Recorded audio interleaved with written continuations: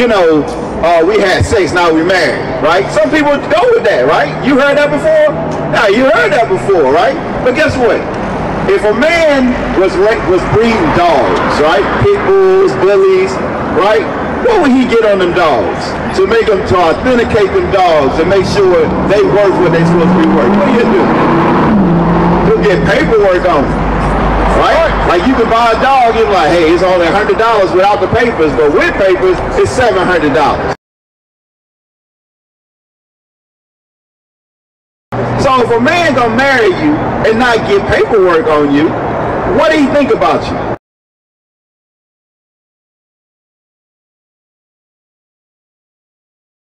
So if a man gonna marry you and not get paperwork on you, what do he think about you? Are you ready to take on a woman to be your wife? Yes, sir. Have you ever courted a sister yet? Two transportation. He got a plane and a car. This ain't the man for you. Alright, is that right? I need some more sisters. Single sisters. Single sisters. If he can't come home and hear sweet words, this ain't the man for you. Alright, is that right? Officer of 50 from headquarters put in tons of bricks looking for a nice, lovely lady to make his bed a little softer. You can put your hands on them and beat on them because of who you are or whatever, because you already got them living in fear and they already worship you or whatever, because each of them in there got their own little kind of thing with you, or why they there, whether it's because they're trying to hold on to a marriage, or why they there, whether it's because they're trying to hold on to a marriage. When you got someone that's supposed to be your quote-unquote pastor, spiritual leader, or whatever, and they're talking about they can put their hands on you, you're already dealing with a psychopath or just a narcissistic fool. My husband was very, very abusive, verbally abusive, and very aggressive to the point where she was afraid he might do something, okay? You can put your hands on them and beat on them. But for Joy's family, the pain and the search for answers will likely continue for a long time. Because a lot of our sisters weren't taught that, right? They was like, oh, these niggas ain't shit. We done heard that. Black men ain't been ish forever, right? You gotta make sure that your princess grow up to not be like that, right? Read, right?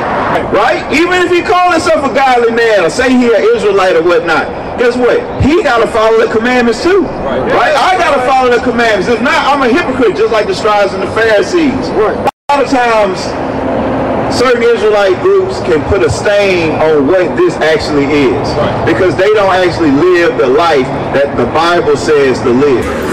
Have you ever courted a sister yet? Right? I don't know if you're still mad or whatever that situation is, but at the least you can call. Have you ever courted a sister yet? You can be you can live up to the name of being a daughter of Sarah, because your husband taught you an evil lesson. He's not keeping the commandments, so guess what? You don't keep the commandments. Have you ever courted a sister yet? Because your husband taught you an evil lesson. Have you ever courted a sister yet? Because your husband taught you an evil lesson. Because your husband taught you an evil lesson. Your husband. In the honor to Yahweh Bahashem, Yahweh Shai Bahashem, Recha Ha-Kwadash, and double honors to the elder apostles and bishops of Great Millstone. Honors as well to you, brethren, you fellow followers and believers of the faith, this faith. And shalom to the hopefully elect, shalom to the elect, peace to you. Anyway, I want to go in a response of this video. It's been going around. I don't know if this IUIC group tend to want to make something bigger than what it was, just to put GMS in there because they're mad because we get on Bishop Nathaniel for his wrongdoings according to the scriptures. And then what happens is people leave, these IUIC followers is getting mad or getting upset because we're saying that they're going off, and they're saying you just hate your brother. But then when they do videos that says this GMS wife left barefoot and pregnant, guarantee nobody's going on their page and saying, hey, you hate your brothers for this blasphemous lying. Right? No isolated incident if this woman is or was a member of GMS, the wife of a GMS brother. No isolated incident. It's all GMS. But Joy Morgan, nope, that was a separate situation. But anyway, I want to just touch on this a little bit. These guys, I'm not going to go into the actual video or what they were talking about, but I really want to go and I really want to touch on this point. I believe Elder Apostle Tahar did a video. Elder Yashawama did a video. I'm sure some other brothers did as well. But I'm going to touch on this courting, this gaming that they're running on women. And this IUIC group has always ran game on women. As you can see in their Passover, they were passing around, matchmaking, marrying. Oh, by the way, they did go into the fact that they're comparing your marriages to like a dog. You got to have papers. When in this man's society, you don't really need a marriage certificate. All you need is some form of affidavit or will. So if something goes wrong and put it in contract, if that's what you want to do, you can do that. But no, they want to put this man all up in your business. See, these 501c3ers, they're sellouts to the government. This is why Bishop Nathaniel is able to get on big horses and roll on in and captivate a lot of these. Well, let me get the scripture on that, which I pulled in the last video, 2 Timothy 3:6. Now, I don't know if this woman is even a paid agent by IUIC or she was a member of GMS. But as Elder Yashawamba said, I would say the same thing. If you got a woman, that's why Paul said, I wish you was like I and didn't have one, so you wouldn't be carried down this trap, this lane. And anybody should know what happened with Solomon, right? But anyway, for this sort, let me go to 3 and 5. 3 and 5. It says, having a form of godliness, but denying the power thereof, from such turn away. For this sort are they which creep into houses and lead captives silly women laden with sin. So now, let's say this woman was a husband of a brother of any group of Israelite group. How would we handle it? We would tell her to get her husband. We would not try to court her or game her into following us. We would tell her to get her husband and learn the real truth. Right? Now we know there's certain circumstances, and we're teaching, if they listening, standing way out, they're listening, you can't help that. But we always try to do things, or let me say do things, to the best of our ability, decently and in order. This woman is giggling and laughing. She don't give a damn about them or whoever she was with. She just saw a new avenue to get some form of attention. She found another niche, because these women crave attention. And she saw some big purple guys standing there, right? Like some big purple prompts. And they said, listen, sister, you've been taught all wrong. And all she going to do is soak up that attention. And now you might have caused her to leave her actual husband. Then she'll go into that school, and then they'll stand around, and then a man will talk about what he got and how she can make him a little more comfortable at night. This is a sick group. And I don't know, I guess I do know how the women do it, or let me say why they do it. It's because of the attention. They feel it's a new gimmick. Women love the product of not knowing, the thrill of it, the mystery. That could have been a group in the church. They do the same things in the damn church. Why do you think women join those churches? The attention, the mystery, the excitement. the drums playing, the band's playing. Now you got this group with the trap music playing, with old middle-aged music playing, you know, with the bishops riding on horses. See, this is more and more gimmicks. And this is good because it'll take all the fakers, all the silly women, and they'll flock to that. But the real women, the real believers of the faith will understand that, you know, we're not held high. The men of the Lord will not be esteemed high, right? They would understand 1 Corinthians, the 4th chapter. We'll be stricken for this truth. We'll be looked down upon. We won't be glorified. Right? We won't be super famous. See, Yahushua only became famous after they pushed it, after he died. Now everybody wants to praise Yahushua, right? And the Lord wanted that. You know, that's what the Lord allowed. But it's only for his elect. Anyway, let's go to Deuteronomy. I don't have much to say on this. 5:21. 20. Neither shalt thou bear false witness against thy brother. Right? These guys all about the laws and the commandments. Neither shalt thou desire thy neighbor's wife. What the heck is this?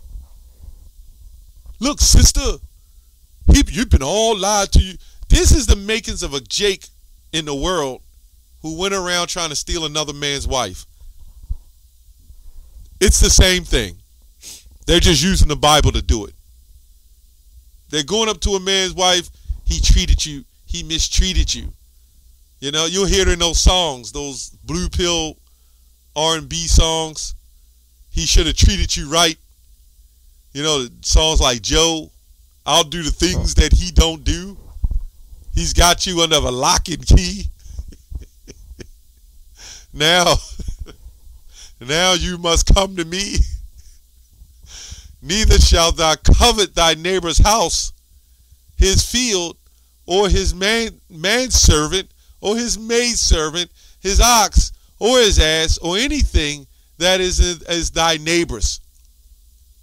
But these are the same guys right now, and their group, their congregation will get on videos like this and say, you hate your neighbor. You hate your fellow Israelite. They'll tell me that.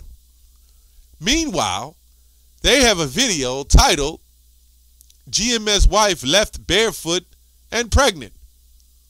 Where is that? And Bishop and Nathaniel will allow them to sit up there and lie and create all manners of blasphemy. They also got a video still up saying GMS say it's okay to rape 6-year-olds. Why is it still up on the internet? Maybe because of that 501c3. If we put up any video that said anything in a manner of that to anybody, we'd probably have charges brought on us, or the video definitely wouldn't be up. Right? This is what these guys are. They're covetous, boasters, blasphemers, disobedient, liars, scoffers, right? And everything else. Proverbs 30:20. Such is the way of an adulterous woman. She eateth and wipeth her mouth and saith, I have done no wickedness. See, they can come up, they can giggle, they can laugh, right?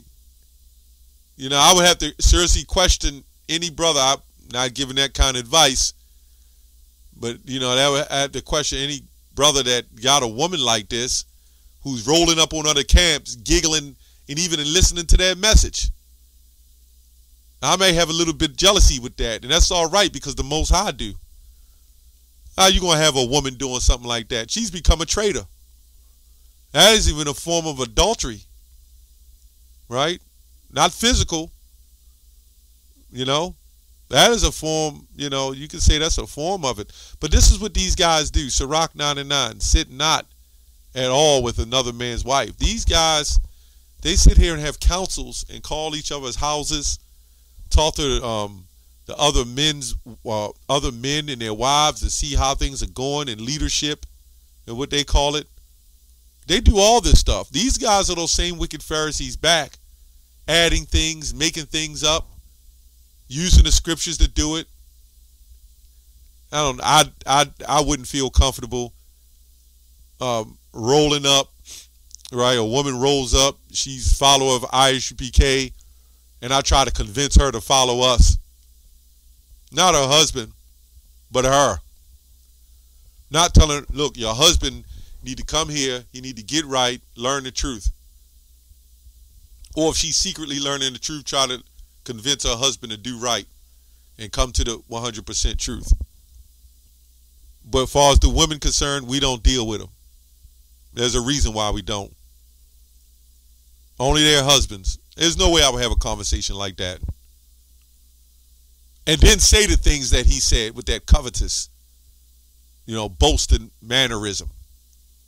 He need to come get the real truth. He's not teaching you true God's law, but yet they're teaching you to follow Jesus Christ.